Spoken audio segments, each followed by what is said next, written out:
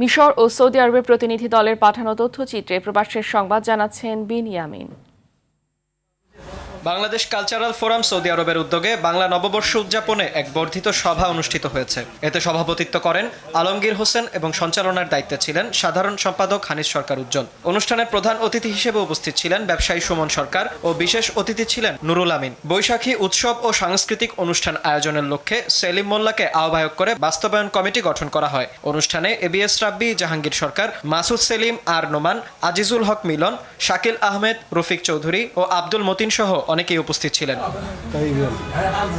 Saudi আরবের জেদ্দায় brothers কোলিং star training কোম্পানির ৫ম ব্রাঞ্চের উদ্বোধন হয়েছে। অতিথিদের নিয়ে ফিতা কেটে প্রতিষ্ঠানটি উদ্বোধন করেন কোম্পানির সিইও কাজী ফরহাদ। এ সময় উপস্থিত ছিলেন ডক্টর এনাম, কাজী আরাফাত, সাইমন ও শিবু সহ অনেকে। এরপর প্রতিষ্ঠানের সাফল্য কামনায় দোয়ার মাধ্যমে শেষ হয় অনুষ্ঠান। কাজী ফরহাদের 5টি ব্রাঞ্চে কাজ করছে প্রায় অর্ধশত বাংলাদেশি। সৌদি আরব জুড়ে ইলেকট্রনিক্স পণ্যের যন্ত্রাংশ সরবরাহ করে থাকে প্রতিষ্ঠানটি।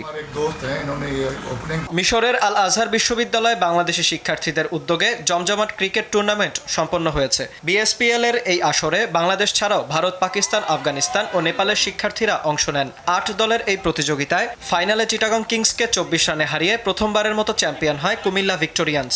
টুর্নামেন্ট সেরা নির্বাচিত হন পাকিস্তানের মোহাম্মদ রিজওয়ান। খেলা শেষে বিজয়ীদের মাঝে ট্রফি ও মেডেল বিতরণ করেন মিশর ক্রিকেট কমিউনিটি ও মদিনাতুল বুস ইসলামিয়ার নেতৃবৃন্দ। বিনিয়ামিন, RTV।